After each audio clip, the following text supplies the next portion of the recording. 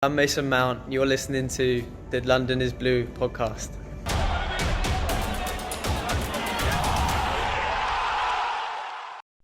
All right, Chelsea fans, welcome back to another episode of the London is Blue podcast. I mean, today, Dan, it's kind of purple, if you get my drift here. Mix the blue and the red. That was terrible. Do you want to try again, Brandon? Yeah. Look, every other team can beat Arsenal at the club except this one. That's my concern, Nick, as we jump into the craziness, the ridiculousness. Women are doing business. The youth teams are doing business. And then today. I'm going to go out on a limb here and say it wasn't great, Brandon. Wasn't great. I think we'll take this moment to hopefully get some wise perspective from our guest on today's show. That will be Dennis, otherwise known as the Couch Critic. What's up, man? How you doing, guys? Well, I think we're going to get into a lot of that, of how we're doing. Yeah. Having said that, what I saw today wasn't really much we can speak on. It seems like a reoccurring script that the narrative just never changes. We just can't find the way to score goals. As I was putting the script together, I actually just copy and pasted this from a previous episode, so it should sound pretty similar, I think. Yeah. You put the overall theme of today's show, Nick, and I'll let you read off the one that you put here. I almost thought it could just be Football is Dumb, the sequel, because this is really an extension from the Newcastle episode from this weekend. Part 477, Football is Stupid. Now, the theme of today's show, turning point, i.e. 1 point, but it seems – I don't know what it was. I think it might just be my loathing for Arsenal and my extreme love of beating them. But I felt like today was a significant point in the season, and we'll see what happens after this. But, Brandon, take it away.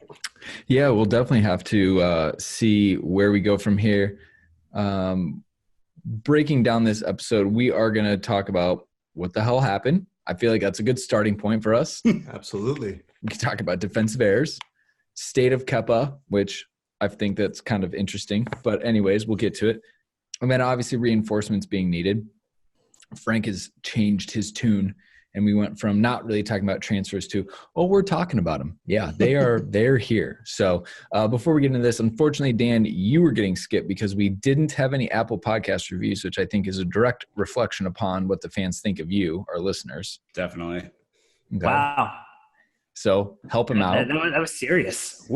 He needs your help. All right. This is a plea, an SOS for Dan. Patreon, pretty excited. Nick, we got something in the mail. Well, hopefully we got something in the mail. I'm looking at Dan on our old video chat here as he is the keeper of the badges. But for all in our $5 tier, we have our new London is Blue podcast badges. They are bright. They are shiny. They are our logo. They will look good in any accessory format that you need them to look good in. So if you're in the $5 tier, those will hopefully be going out soon. And then if you are in the $3 tier and you've just joined but you haven't received your sticker yet, please just raise your hand and let us know. We're doing our best to keep track of all that stuff, but there were a lot of switchovers when we redid our tiers in December. So just raise your hand and we will make sure that we get everything out to you. Yeah, Patreon also kind of reset some things. So all of a sudden it said every single person on your Patreon page is new, and it kind of messed up all of our orders. So we will rectify any errors. Just let us know. And then lastly, the Chelsea DNA series that we did, hopefully you are aware of it by now. Hopefully you've seen it. We're getting the A-OK from Dennis here. Golden. Good. Well, that's great to hear. We want to know what was Unsolicited. I've been following it, guys. It's been great, man. Everyone that I've watched right now, I've learned something. And I feel like, you guys got to find a way to do that every year. Just find another guy. Paul Cannavale would be a great guy to have on there as well. Reading Absolutely. right now. You hear that? The club. You hear what Dennis wants? You should let us do that. Make it happen. We've had actually Canners on a long time ago. He was great. Right. He's fantastic. But you're right. He'd be a great sit down as well when we talk about Chelsea DNA. So let us know what your favorite is. And then lastly, scarves. Dan, I'm going to throw you a sympathy read here. Go ahead. Scarves. Oh, yes. Scarves going out. Anyone who's ordered in the past week or two, those were sent out in the last 24 to 48 hours from the wonderful mailroom at work. So you'll be receiving them. But if you want to get one, contact at londonbluepodcast.com, PayPal, $20 US, $25 internationally. They will keep you warm. And, with the moment of darkness and sadness and despair and despondent feelings we have as Chelsea fans right now, a security blanket like our wonderful scarf might be a good idea to see you through these troubled times. Yep. They are fantastic. So let's go ahead, everyone, get into the proper match review, because that's what you came here for. That's what we showed up for. It was Arsenal in the Premier League at Stamford Bridge this past Sunday. No, it's a Tuesday game.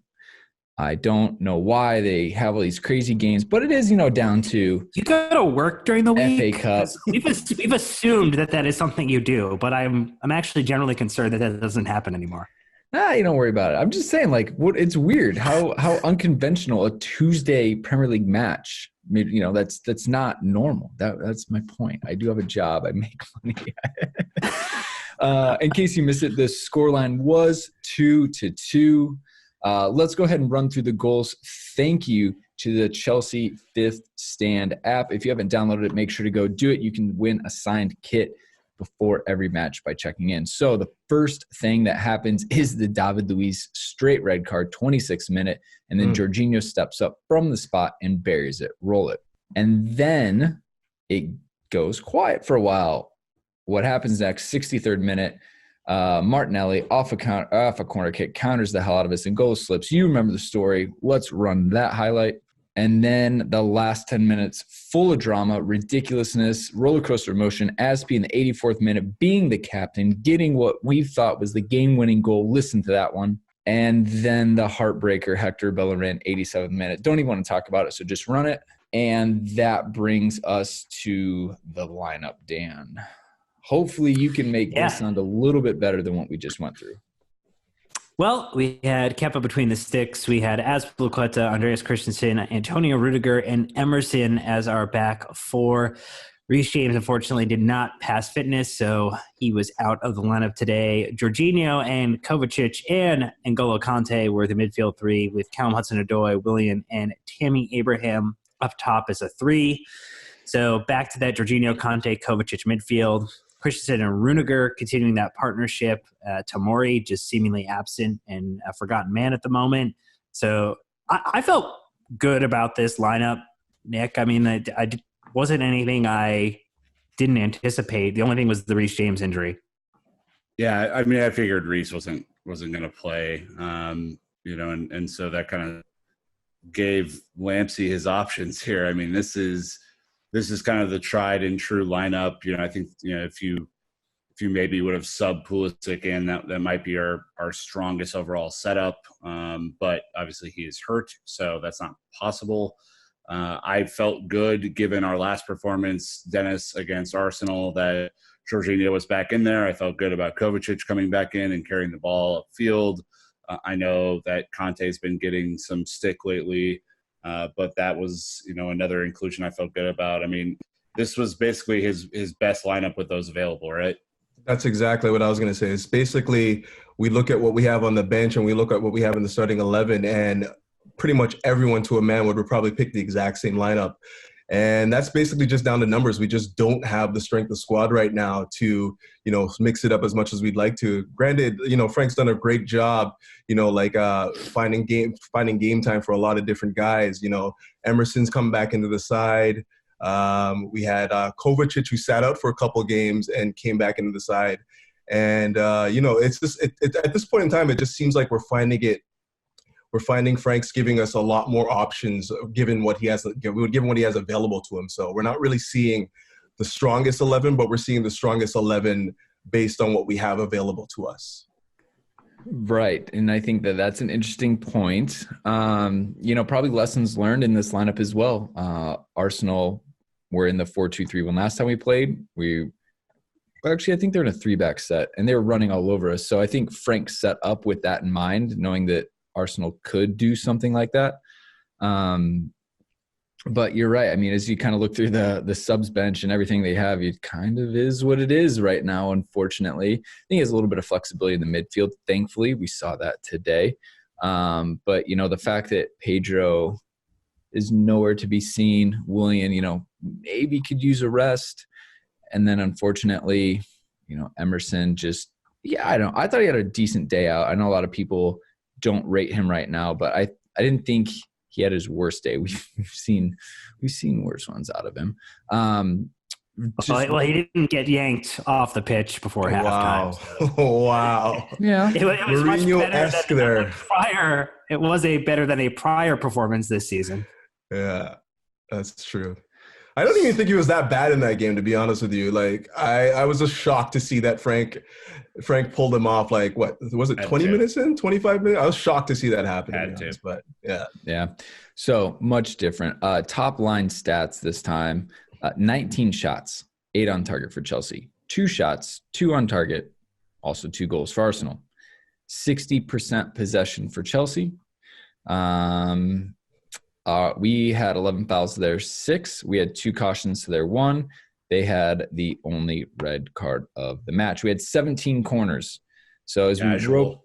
just a casual 17 corners. So as we wrap that in to the XG, which Lampard has officially come out and said he doesn't like that as a as a tool. Take that, Dan.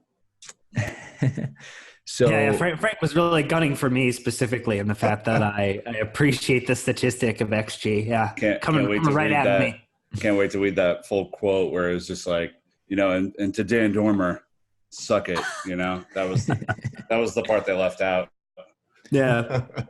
So XG was Chelsea 2.1 +1 for the penalty to Arsenal's 0.7. Obviously, we know how that ended.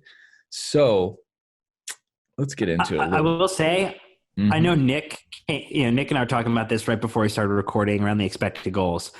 He said he thought the number seemed high. I actually thought that the 2.1 was low relative to some of the very, very wonderfully, at least the area from which we were attempting the shot was. The lack of conversion, obviously a huge talking point, but I'm surprised it wasn't over 3.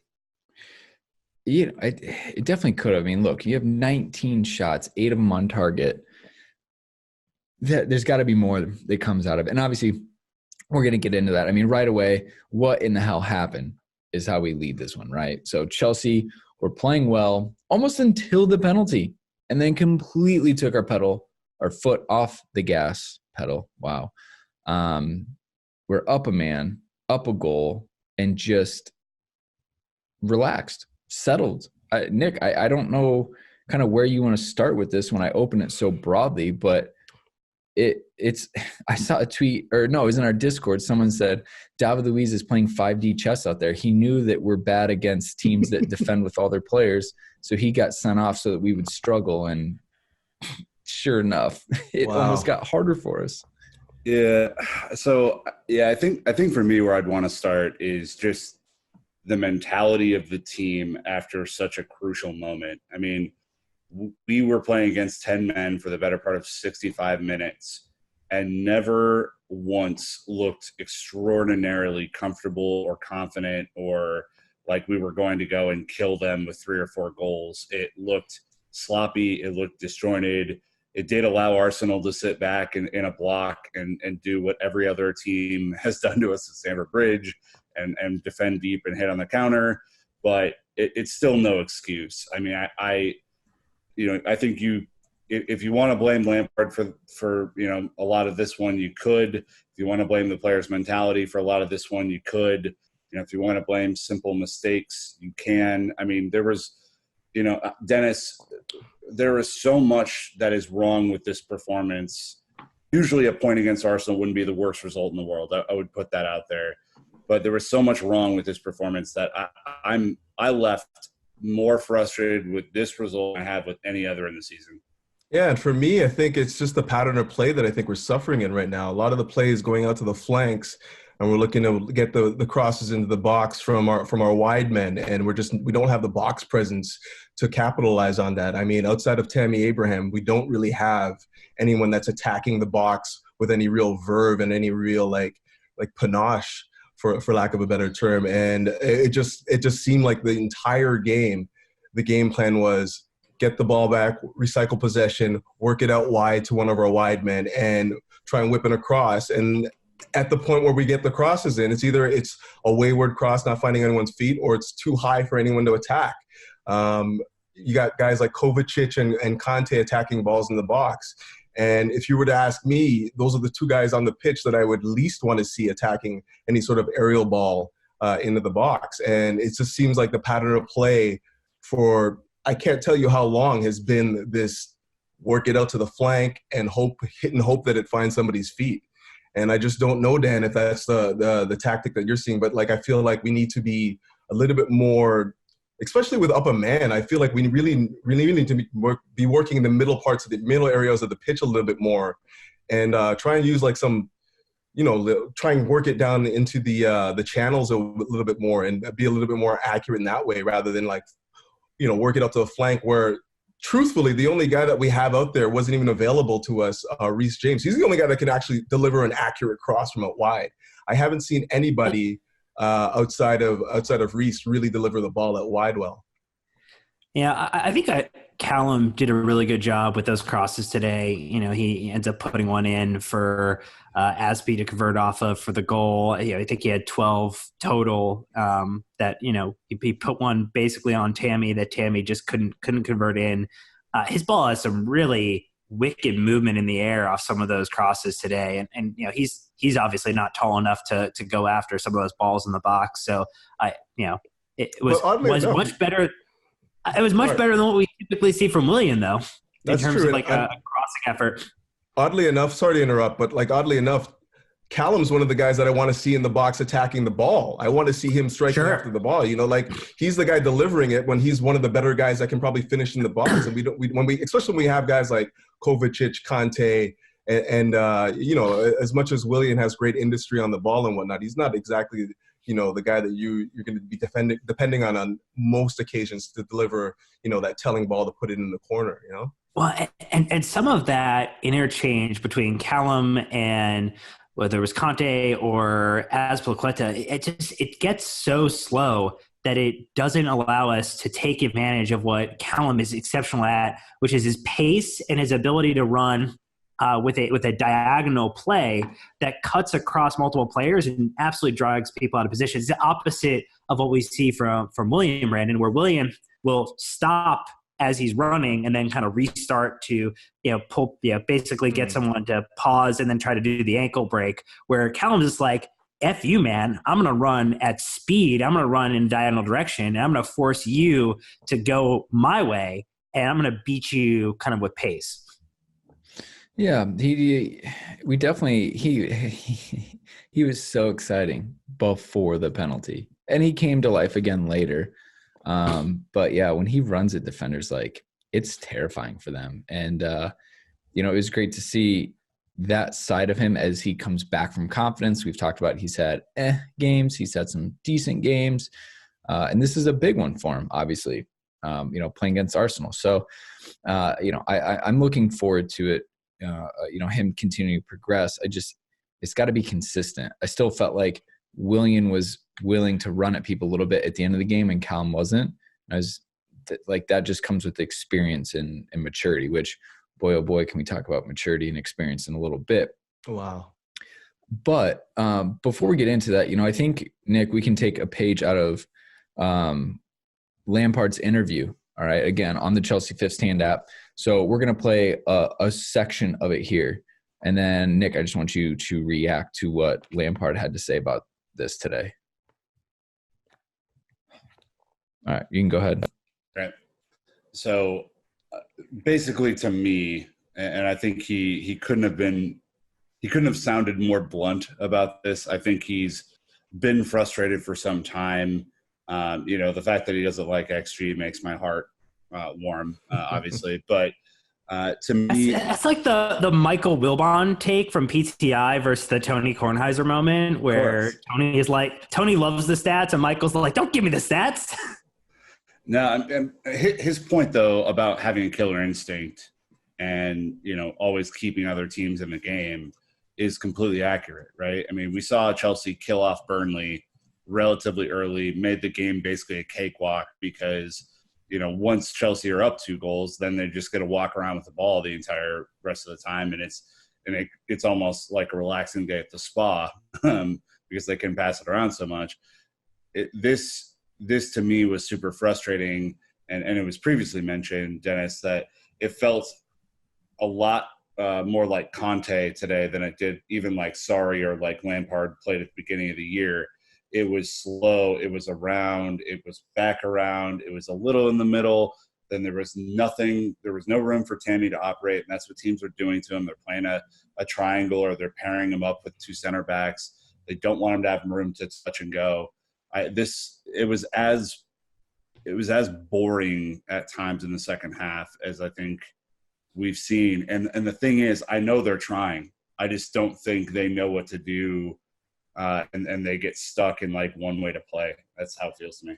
A couple things. Yes, it was very Conte-esque in terms of the run of the play, but without the actual ability to manage the game, to really see it out. Like, we were up 1-0, then up a man, and then we went up 2-1 late in the game, and we still can't see it out.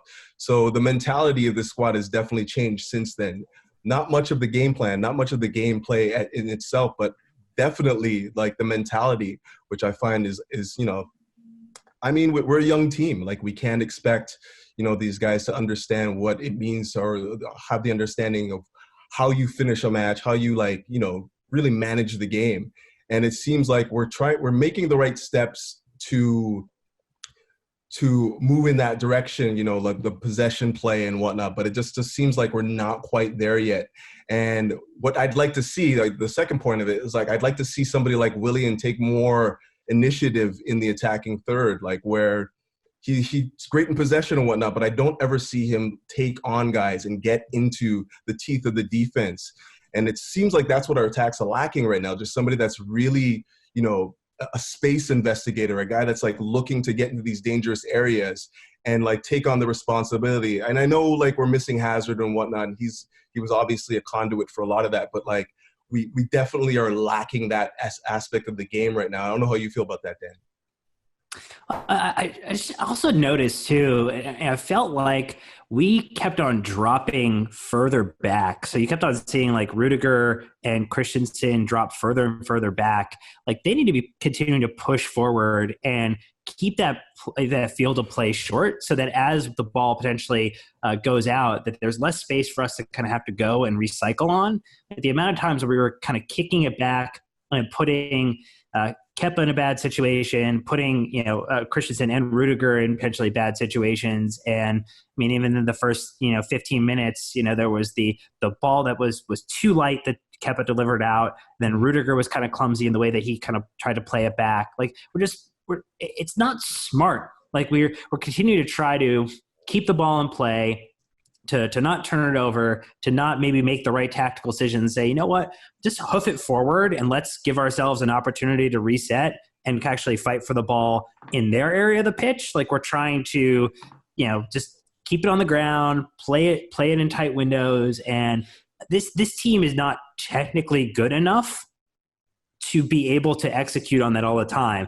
And so these stupid little kind of just tiny mistakes end up becoming larger issues because we don't have a consistency in the way that we operate, Nick. It's so, the inconsistency is the maddening part of all of this, because we've seen this team, beat Tottenham in a way that was a statement victory earlier in the season. We've seen the ability of this team to come back and fight for that win against Arsenal earlier in the season. And then this is the exact opposite of what we've seen this team be capable of doing.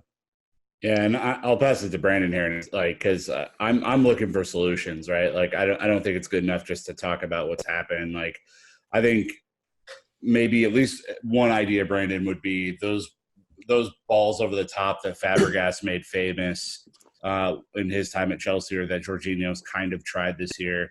Those are encouraging, and they're a little bit more direct if we can pull them off accurately. The problem is that they look telegraphed, and I don't see a way for Tammy to get to the end on them.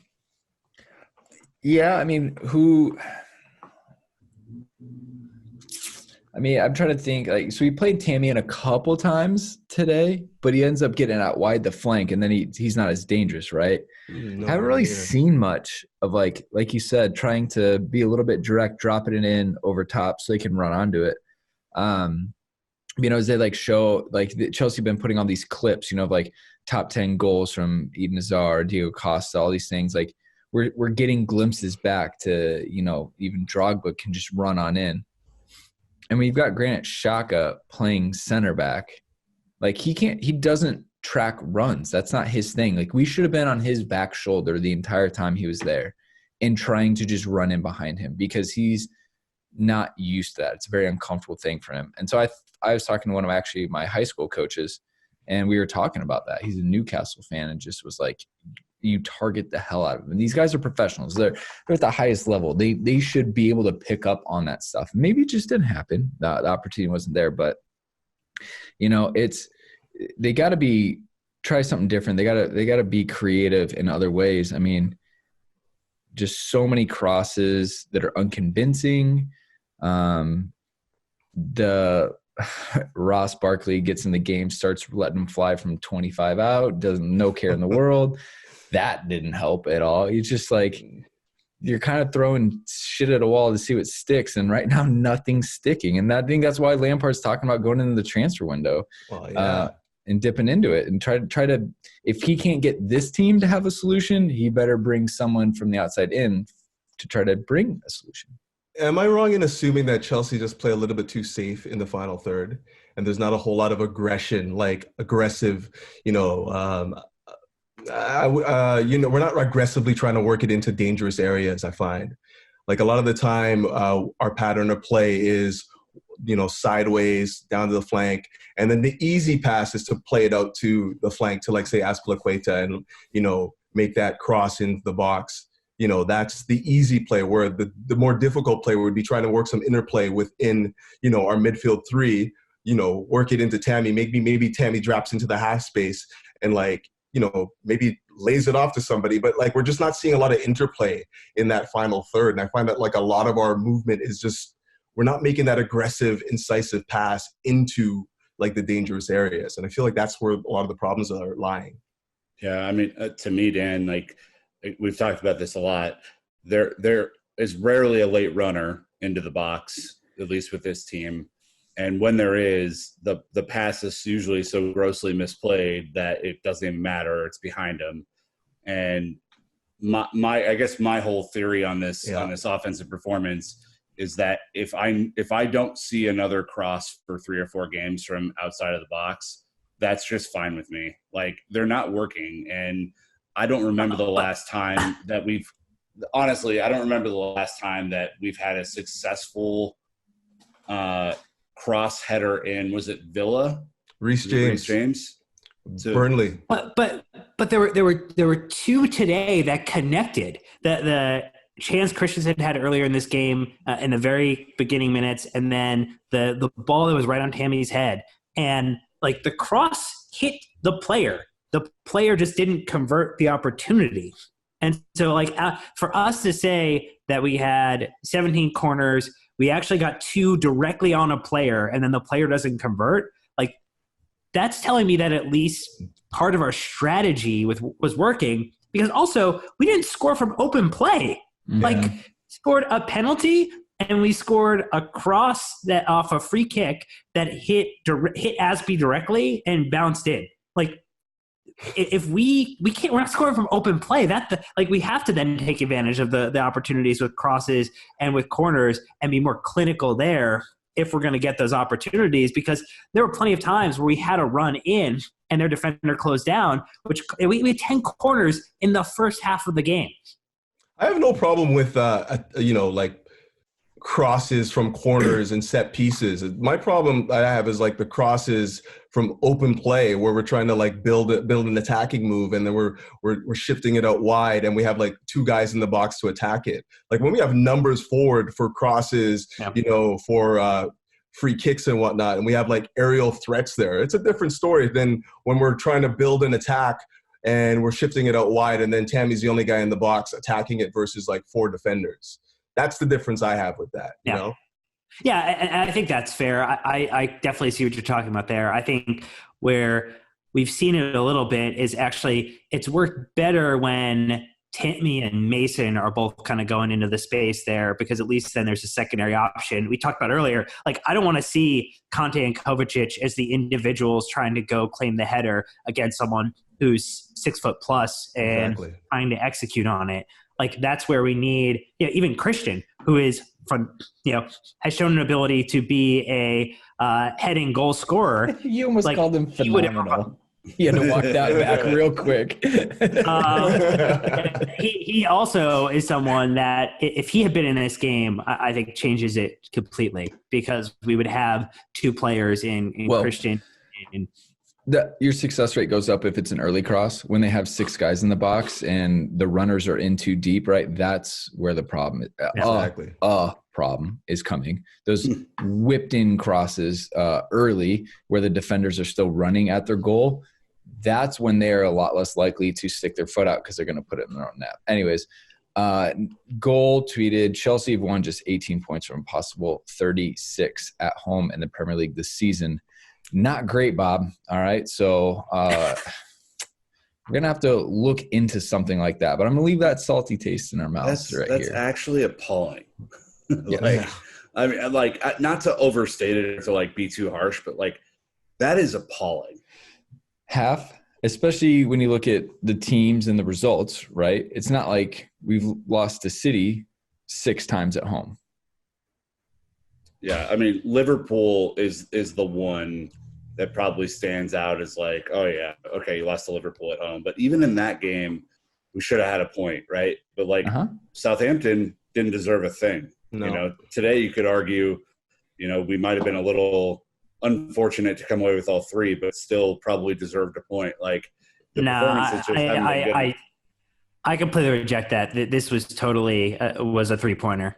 Like, absolutely. There's no question in my mind that, like, with the shots where they were taken, with the way that we put the ball on the goal, like, and the lackluster defending, like, I mean, this should have been 3 points. This should have been an easy 3 points. You're up a goal with 5 minutes left. Seal the damn thing up. I know we don't have John Obi Mikel anymore, but we got to. Can we sign him back? That'd be great. He's still playing. All right. I follow him on Instagram. He's still playing. Swap deal for Eddie Newton.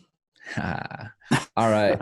Well, let's go ahead and take a quick break. Remember, the last thing I said was Chelsea have won 18 points from a possible 36 at home in the Premier League. So you think about that during this ad break. And when we're back, we're going to be talking about the defense, the listeners, Brandon Busby, and everything else. Thank you to the sponsor for supporting the show financially. We'll be right back. All right. So moving along in this match review, we have to speak about the defense. Twice Chelsea allowed a 10-man Bush League Arsenal back into the game with very soft goals, very soft goals. I have my 2 best friends are Arsenal fans, right? So we have a group text. I'm sorry. Get better friends. This is why I started a podcast. Wait. I'm not an Arsenal fan. Okay. Yeah, that's really weird. Huh. Wait, so what are you saying? I remember when we were the 3 best friends that anyone ever had, I can have many best friends. 2 of my best friends. Okay. That I played college soccer with. Anyway. I don't know what hurts worse, the result today or Brandon's comments just now. Result. Definitely. Hey, Dan, I'm going to just shoot you a quick text and we'll figure this out, okay? Yeah. Anyways, I'm sure we all have Arsenal friends in our lives, as tough as that can be.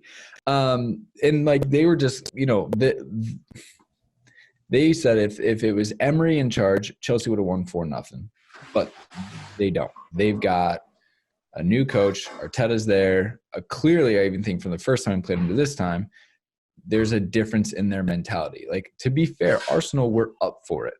Unfortunately, the opportunities we gave them were about as easy as they could have come. And I think that, to me, Nick, is the most frustrating thing about it, is we didn't make Arsenal earn it. We gifted them chances. Yeah, I mean, look, you could say at 1-0 that we weren't incredibly comfortable, that Arsenal was showing signs of life and, all that. But to me, you can't, like, this is the mentality part, right? You can't allow them back in, and then you can't allow them back in again. What in the hell are you doing after you go up 2-1, where everyone seems like they're just scrambling all over the pitch and there's no cohesiveness? Like, that's when you need a leader to get back to the center circle and appoint people to do specific jobs. I mean, we could talk about the second one, how we were a little bit unlucky with the whole Tammy thing and whatever.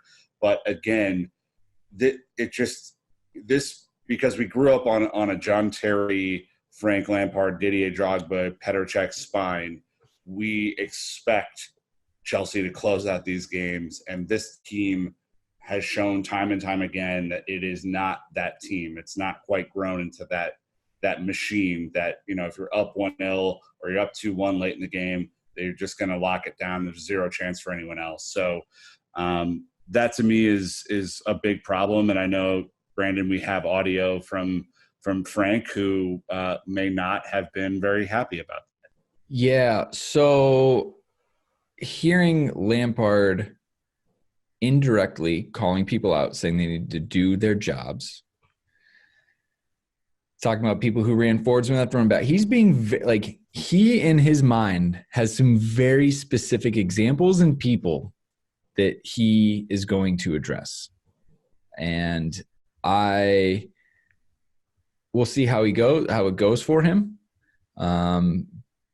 But, I think we talk a lot about, do you blame the manager or the players? The manager sets them up, but if the individuals are making the mistakes, who's that on?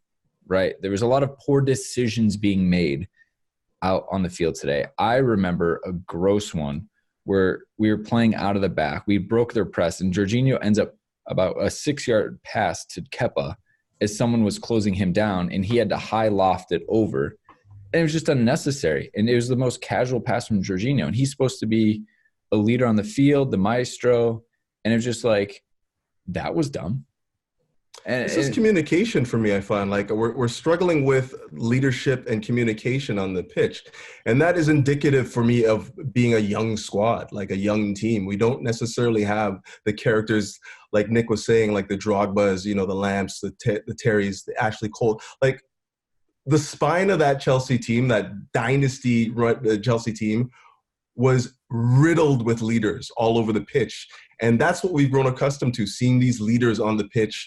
When one puts his head down, the next one's there to pick him back up. And I just don't see that in this team, mainly because it's a young squad. Like, we have, academy graduates that have, forced their way into the team right now. But at the same time, they haven't really, they haven't really experienced the growing pains that you would like to see, or you need to experience in order to, get to that next level, understand the growth, understand what you need to do to finish games and whatnot. I just think it's just a mentality thing, but that comes in time.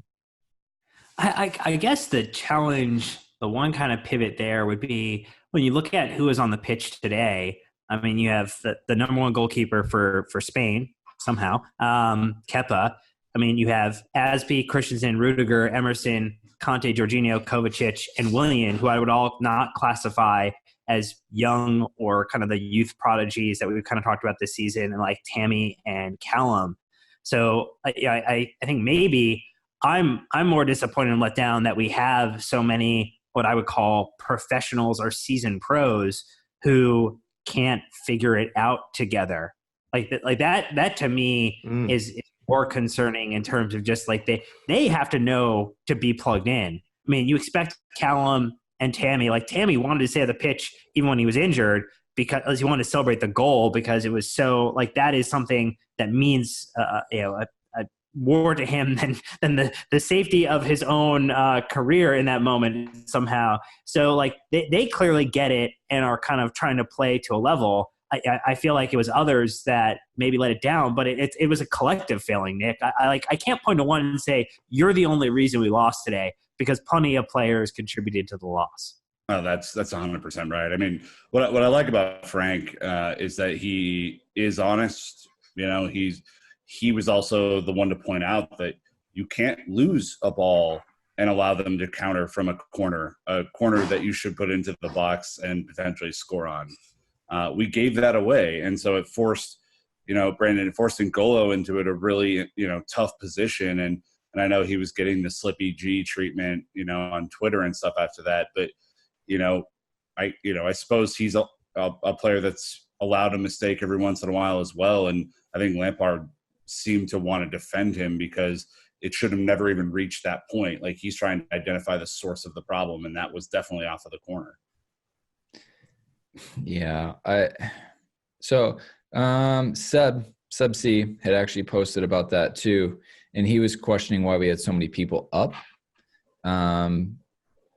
On a corner, normally you don't want to be on essentially a one defender to one attacker ratio.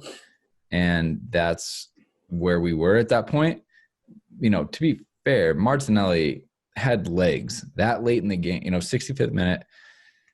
He didn't slow down until he got near the penalty box, and Emerson was on a yellow, so he can't bring him down. Like, kind of worst case scenario there. You put your most reliable sweeper, picks everything up, no problem, and it slips.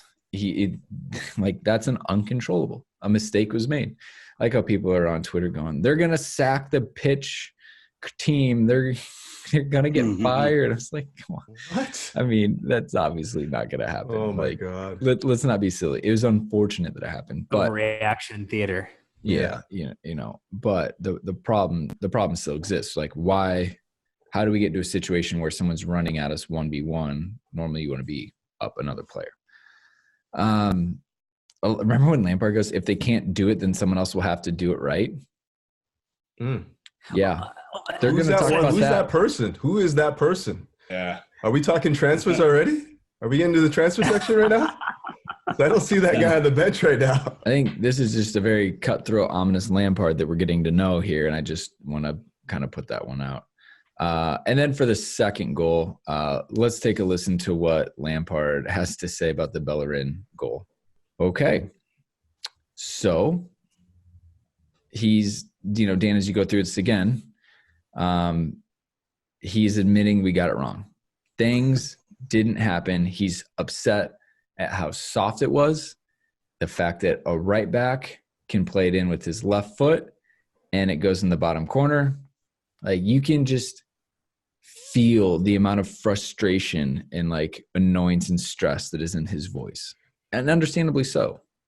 Yeah, I mean, look, the play doesn't get stopped in the moment with Tammy on the ground, yet the official is willing to stop play when an Arsenal player takes the ball directly to the family jewels early in the match, which again, just inconsistency is awesome. Then have Tammy get up and try to support, so the ball should just get kicked out of bounds. We should have hooked it out of bounds, but that was not something we decided to do. So they recover the ball, we get two of the players. Tammy kind of plays Emerson out of the way, so Bellerin gets basically just an opportunity to uncork it and see what happens, and it flies by Kepa. So again, it's multiple errors, and depending upon which player you are unhappiest with, it seems like it's a buffet of options that you get to be angry at right now. So you can pick, I don't like Emerson. I want a different left back. I want Tellez, or I want Chilwell. So I can be mad at Emerson. Or, hey, I don't like Kepa, so I can be mad at Kepa for this one. Or I can be mad at the official. You just get to spin the wheel and pick the one that you have the best opportunity for. But again, it is a systematic failing that we don't have the mental resolve to say, hey, you know what? We now have 20 minutes to lock this game down. We are not going to commit extra players to the box. We're going to keep extra players back. I'm going to be where I need to be. I'm going to communicate with my teammates, and we are going to see this through. We just don't have a resolve, it feels like, Dennis, to say, you know what? We can take this across the line. We actually get nervous and are like, who is going to screw up, or how are we going to lose this? Again, I just think that's useful folly. But I'm going to turn this to Brandon because I want to know his opinion. From what I saw on the goal, it looked like, again, I don't want to point fingers, but Kepa, just his positioning and his reaction time on that goal looked suspect to me at best. What's your opinion on that, Brandon, being the resident goalkeeper on the staff here? Well, so Kepa is going to be everything we talked about in this part. Real quick, though, I just want to plug the fifth stand up again. That's where all of these Lampard quotes are coming from. They get them out so quick after the match. You should just make sure you have it and are accessing it because they're putting more pre, during, and post-match content on there, which is great. Okay, so talking Kepa. It's not been a great 4 or 5 days for him, obviously. I think we can understand that. Just 4 or 5 days. I'm keeping it to that window right now. I unfortunately read a Sky Sports News article, and there's this group that call themselves like a goalkeeping. I don't know. They're goalkeeper experts or whatever. So anyways, they're talking about Kepa. And unfortunately, he has the worst save percentage from shots inside the box of all Premier League goalkeepers. Rough. That are like starting, not Willie Caballero. He's not on that list. And, look, not every shot isn't equal or the same, but that's not great. Okay.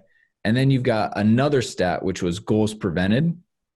And Kepa has conceded almost 8 goals more than what he is expected to this season. That means shots that they would, on average, goalkeepers are saving. He's let in 7.79 more than kind of the mean in the Premier League, which is not great.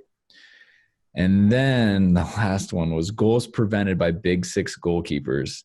Kepa is at a negative 9.65. Hugo Lloris is over 10.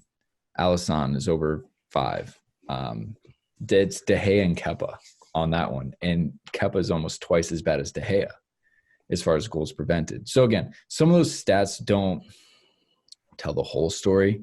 But when you start to look at it in context of the league, that I think it's fair to say if we had a different goalkeeper playing this season, we probably would have more points. But when we go to Newcastle and give away one shot at the very end, and it's, essentially wide open because we missed marks, I understand he had a weak hand on it. Like, I get it. But to me, like, there's other things that lead up to those. Why were we in that situation that we're at 0-0 in the 95th minute with Newcastle? Same thing here as a goalkeeper. Like, why were we getting pressed by 10 men Arsenal? Why were we on the back foot and gave up these situations? So I think that Kepa, and it sucks for him because his price tag is being brought into it. Kepa is never going to save that second shot today. And I talked about it in the beginning of the season. He's short. He's athletic as hell, but he's short. He doesn't have Courtois' wingspan. And so, that's where he's going to have a weakness. And the whole Tammy getting in the way thing of Emerson didn't help. But I think that Frank is really, really looking at Kepa and wondering if he's good enough. And so, Nick, my question, and I put this in our group chat with Yan, is Kepa, who's young, 24, 25, should he be granted the patience and the time to develop like a Tammy and a Fick and a Mason, or not? I don't know. I'm not going to claim to know goalkeeping. I mean, I think, again, if you look at the last 3 goals that he gave up, my problem is with the defense on all of those goals. And I think as we're attributing blame, which is what we love to do as football fans and trying to figure out who did the wrong thing where, today's goals the first goal should have never happened. That was Lampard's basic quote. You can't give up possession on a corner and allowed to be 2v1'd or 2v2'd. That's a stupid error to make, and clearly that got under his skin. And then the second goal, yes, there's a comedy of errors that led to it.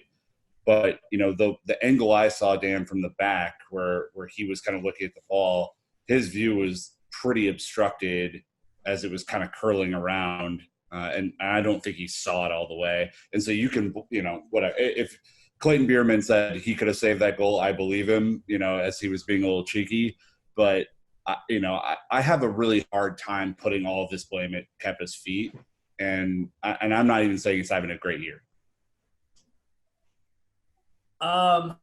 So to the point that Brandon was making the question or posing the question earlier, he started, from 15 and 16, he was the, starting goalkeeper for Athletic Bilbao, right? So he was in La Liga 2, in 15-16, plays 40 matches, 16-17 is in La Liga, plays 23 matches, goes up then the following year, 17-18, plays 31 matches. And then plays 54 matches for us last season, including the match that he made sure that he didn't sub himself off, where he became manager. And is at 30 matches this season. Like, I don't think a Callum or a Tammy or a Mason, I probably am more patient with them than I am with Kepa, who has played in various, in two of the best leagues in the world, against some of the best opposition strikers and forwards. And I think I am underwhelmed at the moment. I agree that there is a multitude of problems. Like, this is a multi-issue problem where we're not converting chances. We are not retaining the ball. We have rotated our defense heavily. So I don't think it's on him, but there has to be a bridge for him to improve individually, Dennis, that I feel like there's been a regression this season relative to where he performed last year. And part of that is his ownership. Part of that is other components to this situation. So, it's not all Kepa, but even if we have rescued out of the 16 or 20 points that we've lost at home, if he could have gotten us 4 more, how more comfortable would we be at this point in the season? He has to have some ownership for a part of that, not all of that. Right. I agree. And I think what this is all pointing to is, his price tag obviously has its weight and whatnot, but I think one of the areas where I feel Kepa really needs to improve is just his concentration, because a team like Chelsea, who are always in possession of the football, we're going to have the ball 60% of the time. We're not going to be giving up multitude of chances game after game. So his level of concentration has to be extremely high for when that one chance does come to him. He has to be ready and make that save. That was what we saw from Peter Cech. That was what we saw from even the Snake at certain points in 2015. That's what we got from those guys. And I feel like right now, Kepa's concentration, not just with his concentration inside the 18, but also his distribution, he has to be more, dialed in when he's, passing it out from the back, because a lot of the times what happens is a wayward pass happens and then we're completely under pressure once again. And I think that all that just comes down to concentration. So if there's one area where I feel like he needs to improve, it's there. And I agree with you guys, but all of you guys, I don't think that the responsibility of the team falls at his feet. There's all sorts of problems, a multitude of problems that we definitely need to address in another way. But granted, things that he can't control, I'm not really seeing him do right now. And I think that that's part of the problem. But, as I said, that again could just be down to leadership on the pitch, somebody that's there to just pick him up when he's down, that sort of thing. So who knows? Well, I think concentration is a great shout, honestly. I think that he's definitely lacked in that. The last thing I want to say about Kepa too is I'm not thrilled at the goalkeeping staff situation right now. You've got Ilario and another young guy. They're your goalkeeping 1 and 2. You've got Cudicini, who's now the lone technical assistant coach. Christophe Lalachan is essentially doing all other goalkeepers and academy U23s 18s, things like that. I have nothing against Enrique Alario. I question, because he was a backup, I want to say, under Sarri. He was the backup of the backup, wasn't he? Well, yes, as a player, but I'm also saying like he was on Conte's staff and Sarri's staff, but he wasn't the goalkeeper coach a lot of the time. So I'm just worried. And I think, look, Lampard allegedly wanted to bring Shea Given from Derby, and it hasn't happened. So I also wonder how much that has as an effect on Kepa as well. But look, I'm not surprised. The questions have been asked. Eric asked me via text at Heartsoft101, asked, is it time to see Willy Caballero? Look, you got an FA Cup match this weekend. Hey, you'll see him then. Potentially, right? I mean, do you give him a run, Brandon? I mean, do you give a Willy run? Yeah, do you give him a couple of matches and see what happens? Because, again, I don't even blame Kepa for all this because I think the defense has been that bad at times. But just for the sake of switching it up, do you do something crazy like that? Well, just like take him out of the line of fire kind of thing, right? A little bit, yeah. Oh, well, I think Lampard is also going to discipline him. I honestly think that with his quotes about how lackadaisical he was with the ball at his feet and things, Dennis, to your point about concentration, I think Lampard is going to break him over the coals a little bit. And maybe he needs that. Last time he had a poor run in the earlier season, Lampard raked him and he got better. We talked about it. And maybe he's got to do it again, which would be super frustrating as a manager. But yeah, let Willy play against Hull City this weekend in the FA Cup. But then you're looking at Leicester, United, the Bayern, all that stuff, coming up. Do you want Willy Caballero in there against Jamie Vardy and an on-form Leicester team? And then you're into Man United. Now. Well, true. I might not mind seeing Caballero against Leicester right now, to be honest. But in general, I do get the sentiment. Yeah.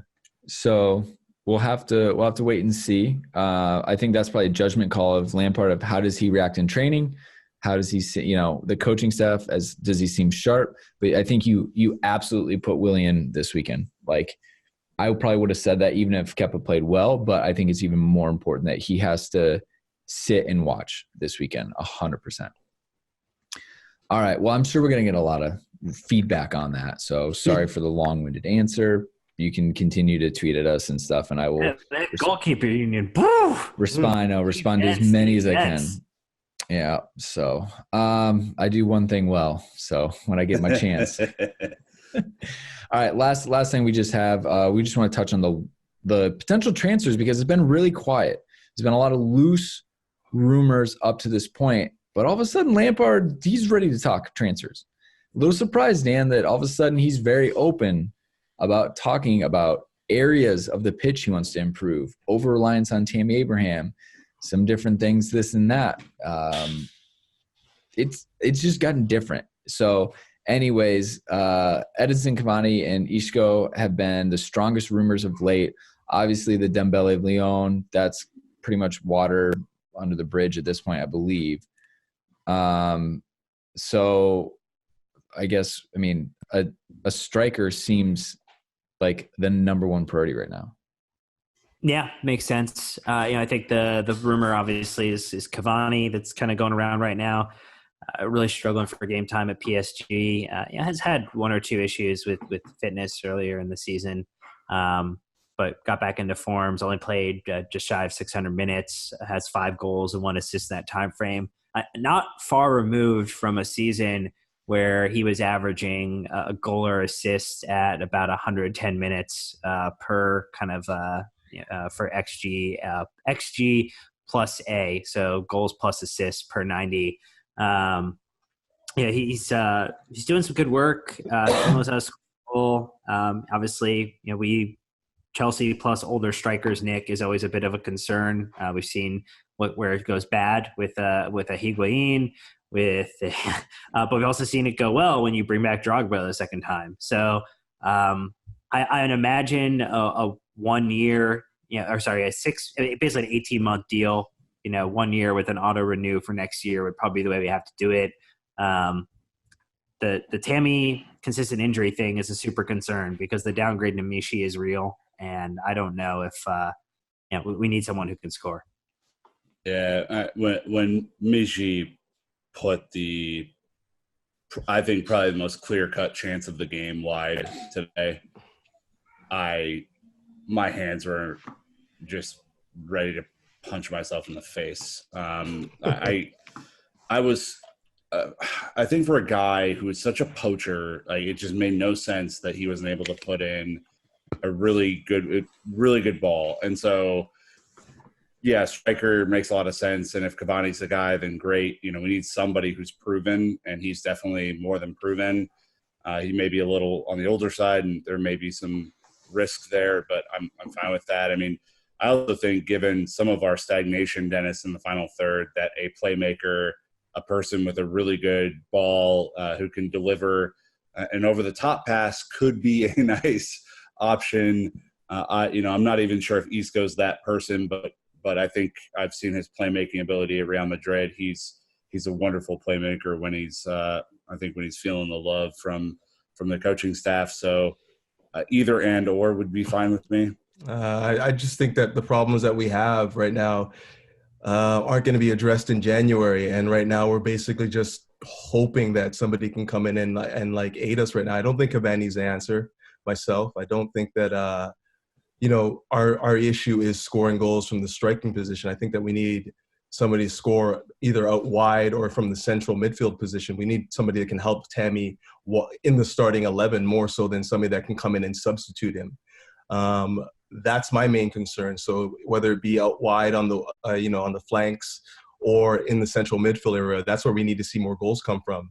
Also in the defense as well. We haven't really seen a defender like bang in other than Azpilicueta, of course, but a central defender like bang in a goal with a header from a set piece or anything like that, really. So I think that the areas where I'd like to see us really strengthen, and I know it's not really something that we're actually even looking at, is central midfield right now. We've basically got and keep in mind that Ross Barkley has really just come back into the conversation recently, but we've basically been running with Kovacic, Kante, and Jorginho, and the three of them have played tons of minutes. And if we lose one of those guys, we don't have Ruben Loftus-Cheek right now. Like I said, Ross Barkley's just come back in, and it just seems like the three of them have just been run into the ground. Not so much just from this year, but in years past. Like Conte in particular just does not look like the same player that we saw even like last year. And I feel like that this comes down to like fatigue for the most part. But having said that, if we're going to stick with this 4-3-3, 4-2-3-1, we need to have more goals in the midfield. And I don't know who the answer is. Like a lot of people say maybe Zaha might be a guy that can come in. Doesn't have a lot of goals, but he's a guy that can definitely investigate space and create opportunities for others. Probably better than anyone that we have in the squad right now. And he's a name that interests me because mainly, the problems that he has at Crystal Palace right now is the fact that he's the only real conduit for their attack. So, teams just focus on him. They don't have to worry about anyone else. Like, they don't have to worry about AU. They don't have to worry about Benteke or whoever else they have a striker right now. They don't have to worry about those guys. They put all their attention on Zaha. He draws a lot of fouls. He's tricky inside the box as well. I know I wouldn't want to see him come for the presumed price tag that we're talking about right now.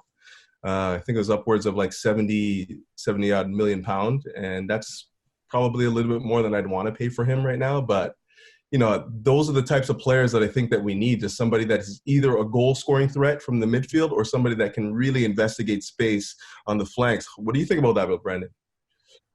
Yeah, I think that fresh blood in general needs to come in. All right.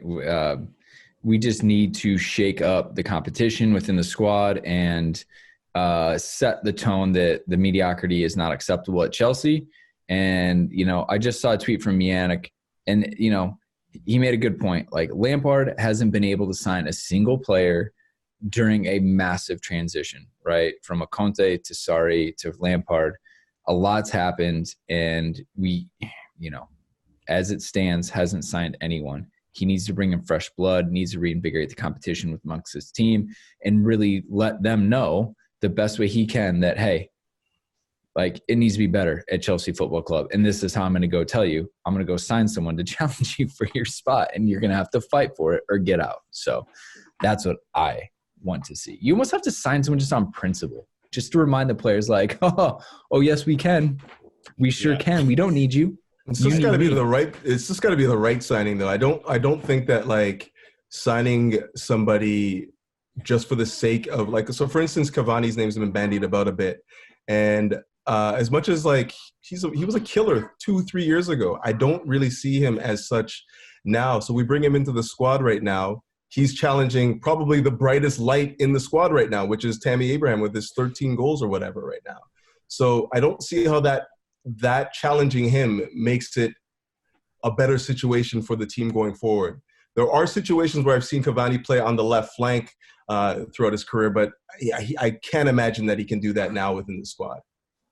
No. The only way I think it makes super sense, because obviously, there's the domino effect, right? So if we lose Giroud, that obviously would be an issue there. I think the Cavani thing is more important to me. He hasn't played anyways.